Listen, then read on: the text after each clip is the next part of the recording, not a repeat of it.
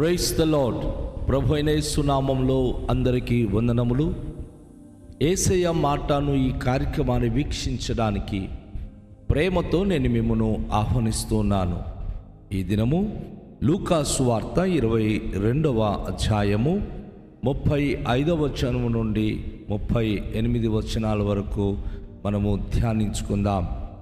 మరియు ఆయన సంచియు జాలేయు చెప్పులను లేకుండా నేను మిమ్మను పంపినప్పుడు మీకేమైనను తక్కువ ఆయనా అని వారిని అడిగినప్పుడు వారు ఏమీ తక్కువ కాలేదనిది. అందుకైనా ఇప్పుడైతే సంచి గలవాడు సంచియు జాలేయు తీసుకొని పోవాలెను, కత్తి లేనివాడు తన బట్టనమ్మి కత్తి కొనుక్కొనవలెను. ఆయన అక్రమకారులలో ఒకడుగా ఎంచబడెను అని వ్రాయబడిన మాట నా యందు నెరవేరువలసి ఉన్నది. ఏలైనగా నన్ను గూర్చిన సంగతి సమాప్తమవుచున్నదని మీతో చెప్పుచున్నాను నేను. వారు ప్రభువా, ఇదిగో ఇక్కడ 2 కత్తులున్నవనగా చాలునని ఆయన వారితో చెప్పెను. ప్రియ దేవుని యొక్క బిడ్డలారా, ఈరోజు ఒక అమూల్యమైన మాటను ప్రభువైన యేసుక్రీస్తు వారు మనకు హెచ్చరిస్తూ ఉన్నారు. వాస్తవానికి ఆయన తన శిష్యులకు ఇద్దరు చొప్పున సువార్త పరిచర్యకు పంపినప్పుడు మీరు సంచి కానీ జాలి కానీ చెప్పులు లేకుండా మీరు ఏ ఇంటికి వెళతారో ఆ ఇంటికి వెళ్ళి మరి ఆ ఇంటి వారికి వందనములు చెప్పి లేక షాలోం సమాధానం కలుగునుగా కానీ చెప్పి వారి పెట్టింది తిని అక్కడ పరిచర్య చేయండి.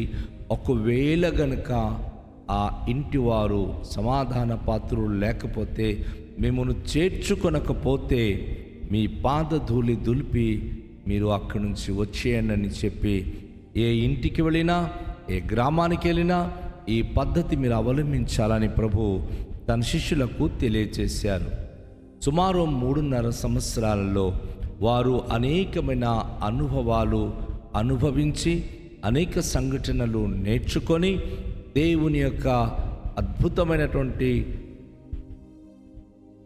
ఆయన స్వస్థపరిచే శక్తినేమి శాతాను అంధకార శక్తులపైన వారు అనేకమైనటువంటి అధికారము కలిగిన వారి పరిచర్య చేస్తూ వారు ప్రభుతో వారు వెంబడించారు. ఇప్పుడు ప్రభువైన యేసుక్రీస్తు వారు సిలువలో మరణించడానికి సమీపించింది ఆ దినాలు. ఆయన మరణానికి ముందు తన శిష్యులకు ఆయన అంటున్నాడు, ఒకప్పుడు మీరు సంచి కానీ జాలి కానీ చెప్పులు లేకుండా పంపినప్పుడు మీకేమైనా తక్కువైనదా అంటే శిష్యులు అంటున్నారు, మాకు ఏమీ తక్కువ కాలేదు, ఏమీ మాకు కొదువ కాలేదు. ఎందుకంటే యేసయ్య మాట విని వెళుతున్న ఏ బిడ్డలైనా ఎప్పుడు వారికి కొరత అంటూ ఉండదు. యేసయ్య మాట వినే వారికి యేసయ్య సమస్తమైన అవసరతలను తీర్చి ఆకలి కొనిన వారికి శ్రేష్టమైన ఆహారముతో తృప్తిపరచగలవాడై ఉన్నాడు. ఆయన ఒక మాట అంటారు, సమ్మతించిన మాట గనుక మీరు వింటే భూమి యొక్క శ్రేష్టమైన పదార్థాలు మీరు అనుభవిస్తారని. కనుక తన శిష్యులు అంటున్నారు, అయ్యా మీ మాట చొప్పున ఏమీ లేకుండా వెళ్ళినప్పుడు మాకు ఏమీ తక్కువ కాలేదు, అన్ని విషయాలు మాకు సమృద్ధి గలవారమై ఉంటిమి అని చెప్పి తెలియచేశారు. అందుకైన ఇప్పుడైతే సంచి గలవాడు సంచియు జాలియు తీసుకొని పోవలెను, కత్తి లేనివాడు తన బట్టనమ్మి కత్తి కొనుక్కొనవలెను. ఈ విషయాలు మనం గమనించినప్పుడు ఏదైతే ఇప్పుడు మీకు తీసుకుని వెళ్ళకూడదు అన్నానో అది మీరు తీసుకుని వెళ్ళవచ్చునో, దానితో పాటు మీ బట్టలు అమ్మి కత్తి కొనుక్కునుడి అని చెప్పి ప్రభు తెలియజేశారు. ఈరోజు పరిచర్యకి వెళుతున్నటువంటి దేవుని సేవకులకు, దేవుని జనాంగానికి. ఏంటి ఇది కొత్త బోధల అనిపిస్తుంది అనుకోవచ్చు కదా. ఇక్కడ ఇది కత్తి సాధారణంగా పోరాడడానికి ప్రభువారు చెప్పే కత్తి కాదు. ఎందుకంటే అపోస్తలుడైన పౌలు ఆత్మీయ భాషలో ఆయన ఏమంటాడంటే, మీరు వాక్యమనే ఖడ్గము అంటాడు ఆయన. దేవుని వాక్యమనే ఖడ్గము పట్టుకుండి అన్నాడు ఆయన. ఈరోజు ప్రతి క్రైస్తవ విశ్వాస జీవితాల్లో మనకు అపవాది సాతానుతో పోరాడడానికి 2 కవచాలు చాలా ప్రాముఖ్యము. ఒకటి విశ్వాసం అనే డాలు, రెండోదిగా వాక్యం అనే ఖడ్గము. ప్రభువారు అంటున్నారు, మీ బట్టలు అమ్ముకొని అయినా, అనగా మీ జీవితాల్లో మీరు ఏవైతే మరి మీకు విలువైనదిగా అనుకుంటున్నారో, మీ నీతి వస్త్రాలు, మీ నీతి జీవితాలు, అది మీరు దేవుని సన్నిధిలో మరి మీ యొక్క వాక్యము కొరకు అది ఖచ్చితంగా ఖర్చు పెట్టాలి. మీరు దేవుని యొక్క ఖడ్గాని కొనుక్కోవాలి. అప్పుడు మీకు ఎటువంటి ప్రాబ్లమ్స్ అనేది, ఎటువంటి అపవాది చేత ఓటమి అనేది ఉండదు. చాలామంది దేవుని యొక్క వాక్యము గుండెలో లేకపోవడం బట్టి ప్రతిరోజు భయముతో తమ జీవితాలు గడుపుతూ ఉంటారు. ఎటు నుంచి ఏ ప్రాబ్లం వస్తుందో, ఎటు నుంచి ఏ సమస్యలు వస్తుందో.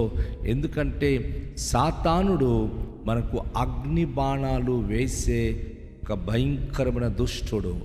సో దుష్టుడైన సాతానుడు వేసే అగ్ని బాణాలకు మనం త్రిప్పి కొట్టాలి అంటే విశ్వాసం అనే ఢాలు, అలాగే తన యొక్క వాక్యం అనే ఖడ్గము మన యొద్ద మనము ఉంచుకోవాలి. అది ప్రభువారు మనకు తెలియచేస్తూ ఉన్నారు. ప్రియులారా, అదేవిధంగా ఆయన మరొక మాట అంటున్నాడు.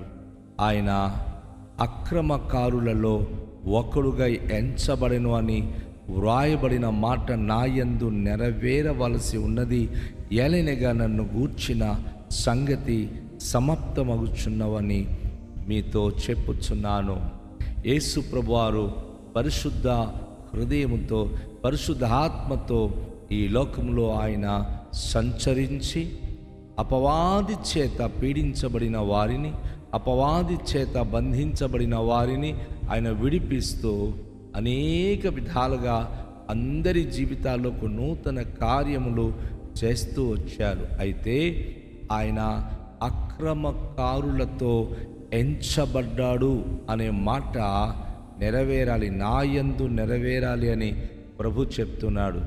మనము గనుక యేసు ప్రభు వారి యొక్క శిలువ ధ్యానం గురించి ఆలోచించినప్పుడు అక్రమకారులతో ఆయన అక్రమదారులుగా ఎంచబడ్డాడు అంటే బందిపోటు దొంగలతో యేసు ప్రభును గొల్గొతా కొండపైన శిలువ వేశారు. ఆ బందిపోటు దొంగలలో ఒకడు కుడివైపు, ఒకడు ఎడం వైపు ఆయనతో పాటు శిలువలో మరణించారు. కనుక ప్రభు ఇక్కడ అక్రమకారులలో ఒకడుగా ఎంచబడెనో. అవును, యేసు ప్రభువారు భయంకరమైన బందిపోటు దొంగల మధ్య ఆయన చావవలసి వచ్చింది. ఆయన ఏ దొంగతనము చేయలేదు, ఏ తప్పిదములు చేయలేదు, ఏ పాపమును చేయలేదు. ఆయన పరిశుద్ధుడు, ఆయన నీతిమంతుడు, ఆయన శక్తిగల దేవుడు. కానీ ఆయనకు అక్రమకారులతో ఆయనకు సిలువ వేయడం అనేది జరుగుతూ ఉంది.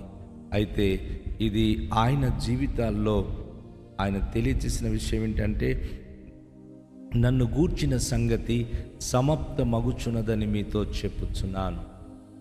ఈరోజు యేసు ప్రభువారు మన కొరకు మరణించకపోతే మనకు విడుదల కలగదు. మన గురించి గనుక ఆయన ప్రాణత్యాగము చేయకపోతే మనకు విమోచన కలగదు. కనుక పరిశుద్ధ వాక్యం ద్వారా మనం గమనిస్తున్నాం, యేసు ప్రభువారు మన అతిక్రమ క్రియలు తన మీద మోపబడింది అని ప్రవక్తన యెషయా తన 53వ అధ్యాయంలో ప్రవచించిన మాట యేసు ప్రభు జీవితంలో నెరవేరింది. అక్రమకారులతో యేసు ప్రభువారు ఆయన చనిపోవాల్సి వచ్చింది. ఆయన ఏ నేరము చేయలేదు. కానీ బందిపొట్టు దొంగలైతే వారు తప్పు చేశారు కనుక శిక్ష విధించబడ్డారు. కానీ యేసు ప్రభువారు ఆయన నిర్దోషి, ఆయన నిరాపరాధి, ఆయన నీతిమంతుడు, పరిశుద్ధుడు అయినా సరే ఆయన జీవితంలో దేవుని యొక్క వాక్యము నెరవేరడానికి ఇవన్నీ సంభవిస్తుంది అని తెలియచేయడం జరిగింది. అయితే ఇక్కడ మనం గమనించాలి, ఆ శిష్యులు ప్రభువారు ఇవన్నీ విలువైన మాటలు చెప్పినప్పుడు వారు అంటున్నారు, ప్రభువా ఇదిగో ఇక్కడ 2 కత్తులు ఉన్నవనగా చాలును అని ఆయన వారితో చెప్పాడు. సాధారణంగా శిష్యులైతే తొందరపాటు తీర్మానాలు తీసుకుంటూ ఉంటారు. వారు అంటున్నారు, మా దగ్గర 2 కత్తులు ఉన్నాయని. యేసు ప్రభువారు ఈ లోకంలో పోరాడడానికి ఈ లోక సంబంధమైన కత్తులు అవసరమని చెప్పలా. ఆ రాత్రి వారు గెత్సెమని తోటకి ప్రార్థనకి వెళ్ళవలసిన అవసరం ఉన్నది కనుక వారు కత్తులు పట్టుకోవాల్సిన పరిస్థితి గురించి వారికి తెలియచేశారు. అయితే ఆధ్యాత్మికంగా అది చీకటియే కానీ, అది వెలుతురే కానీ, అది దూరమైన భారమైన మనము యేసు ప్రభు వారి యొక్క వాక్యం అనే ఖడ్గము పట్టుకొనినప్పుడు సమస్తాన్ని మనము కంట్రోల్ చేయగలము, సమస్తాన్ని అదుపు చేయగలము. ఎందుకంటే వాక్యానికి ఉన్న శక్తి అంత గొప్పది. వాక్యము వెల్లుడి అగు తోడనే వెలుగు కలిగెను. దేవుడు తన వాక్కును పంపించి చనిపోయిన వారిని లేపాడు. వాక్యం అనే ఖడ్గానికి ఉన్న గొప్ప అద్భుత శక్తి ఏమిటంటే అసాధ్యమైనది సాధ్యపరచబడగలదు. సో నా ప్రియ సహోదరి, నా ప్రియ సహోదరుడా, దేవుని వాక్యం అనే ఖడ్గము నీ జీవితాల్లో కలిగి ఉన్నావా? దేవుని పరిశుద్ధ గ్రంథము నీ జీవితంలో, నీ కుటుంబంలో కలిగి ఉన్నావా? దేవుని యొక్క వాక్యమును బట్టి జీవించడానికి ఇష్టపడుతున్నావా? నిశ్చయంగా నీవు, నీ కుటుంబము సంరక్షించబడి దేవునికి మహిమకరంగా జీవించగలుగుదురు. రండి, ఈ సమయంలో మనం తలలోంచుకొని దేవునికి ప్రార్థిద్దాం. మికిలి దయగల పరలోకపు తండ్రి, మీ పరిశుద్ధ నామానికి స్తోత్రాలు. ఈ దినము వస్త్రాలమ్ముకొని అయిన ఖడ్గము కొనుక్కుండని మీరు చెప్పిన మాటను మేము నమ్ముతున్నాం. వాక్యం అనే ఖడ్గము మా యొద్ద ఉన్నప్పుడు దేనికి భయపడక, వాక్యము మా యొద్ద ఉన్నప్పుడు అన్నిట్లో మేము జయించి మీకు మహిమకరంగా ఉండగలమని పరిశుద్ధ వాక్యం ద్వారా, యేసయ్య మాట ద్వారా మేము నేర్చుకొని ఉన్నాం. తండ్రి, ఈరోజు ఈ మాటలు మా జీవితాలకు ఆశీర్వాదకరంగా ఉంచండి. సకల మహిమ, ఘనత, ప్రభావములు మీరే పొందుకునండి. అద్భుత దీవెనతో నింపి నడిపించుమని యేసు నామములో ప్రార్థిస్తున్నాము తండ్రి, ఆమేన్. అందరికీ షాలోం. ప్రభు మనను దీవించును గాక.